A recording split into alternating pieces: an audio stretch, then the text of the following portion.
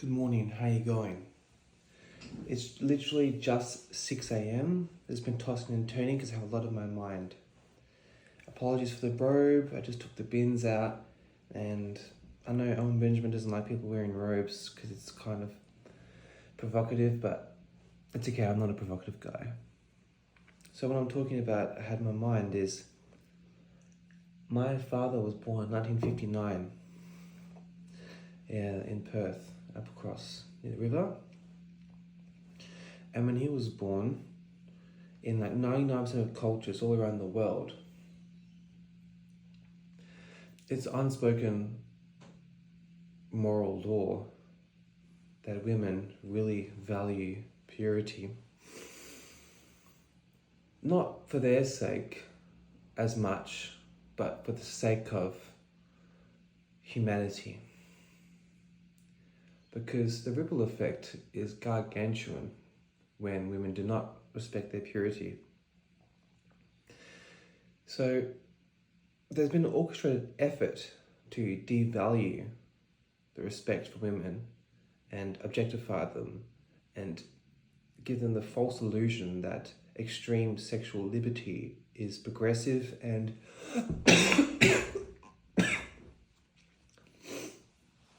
essential for human rights. But what about humanity rights? Humanity rights. Because what happens is,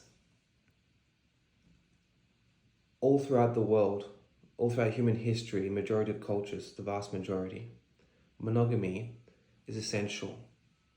Maybe not for the Arabics people with their Muslim religion or, Asia, but for us, people who look like me and you, white Anglo-Saxon persons, we are so capable of sexual deviancy. We're the most obsessed with sex. Apparently, other cultures, they don't love sex as much as we do, because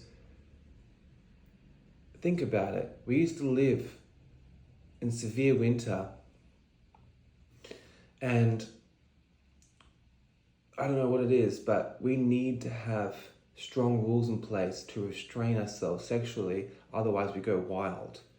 And the whiter we are, the more kind of kinky we are. Like Germans, apparently they are very kinky and they are very white. And the point is that it's become so normal to violently harass yourself to pornography, but it's not healthy for a man to see women so open with their bodies, because it changes their psyche. It makes them think that women are really easy. And so here's a tip. This is a resolution. I'm not just here to complain. Obviously, men have needs. So, once or twice a fortnight, if you need to, use your imagination. Use your imagination. That's all I'm going to say. No machines. Like, if your woman's not available, if she's, sick or something, or you don't have one yet, no machines, no technology, no pictures, no books. Use your imagination. Get your business done, all right? Get your urges out the way. Use your imagination. It's incredible. From the bottom of my heart, because I have to admit, even though I've been in 2 long-term relationships since I was a kid, 17. When I broke up with my ex, I was only single for 2 weeks before I met the woman I'm with now. And the first night that I broke up with my ex, I went out and started dating this British chick, and then I was with her until I left my current lover. So I've always had access to women, but I've been kind of a cunt because I've had all the benefits of marriage without any of the, it's a package deal. And I've been stealing from this system, the sacrilegious system, and I fucked over my ex. Even though I didn't do anything wrong, I just didn't offer her any commitment. And I had all the benefits of marriage without any of the commitment for her. So no wonder women go fucking emotional these days, because they're dealing with men who are stealing from marriage, this sacred institution. So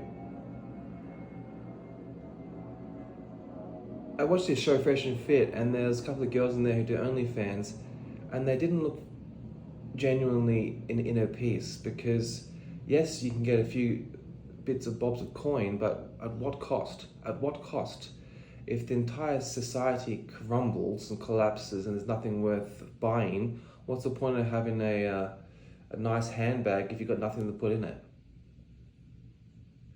And if you follow the 5-factor scale analysis, Eysenck personality test, it shows that women are 1 standard deviation more agreeable, which means perhaps there is a few women out there who don't really want to prostitute themselves on OnlyFans to little boys with their daddy's credit cards and give them erectile dysfunction and stop them from ever breeding and having children, contributing to the eugenics program of the WASPs. Perhaps someone else wants women to get on OnlyFans so they can make a few bucks and then ruin their reputation and then ruin white girls' reputation, right? Because, you know, like Taylor Swift syndrome, she's encouraging WASP women to think that they are completely innocent and that men are all evil, and they're desperate to find one thing bad about them so they can act like a total Jezebel just to try and spite him. But the thing is, if a woman, the only form of punishment to a man is to violate her own body to get back at her ex, all she's doing is making her own self-worth incredibly low.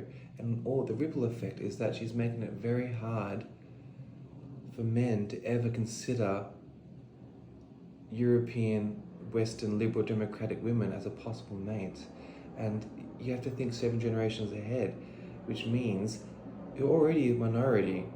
If you are a white Christian person or from a white Christian nation, you are a minority. You are dying out. You are on the way out. And these liberal democratic values of hyper progressive, sexual, ultra neo-feminist values is literally will cause you to cease to exist. And which country, which values are taking over? It's a lot of Arabic people and Muslim people, and yes, they have their good points, but when it comes to women, obviously the new age liberal, democratic, toxic neo-feminists, they do not agree with the idea of the patriarchal system which Islam holds. The ironic thing is that the Islam system of male dominance intergenerationally will completely wipe out these neo-left-wing toxic feminists and their male counterparts, because you have to think of the big picture. They're not breeding, not having kids. They're going to be gone from the gene pool. And that's what Gaddafi said, is that his tactic. He's thinking the big picture. He's thinking, bruh, I'll outbreed you cunts, and then in the future, you'll have no one to fight me. So I can't have these conversations with most people because they get so emotional they can't even talk. They can't even talk.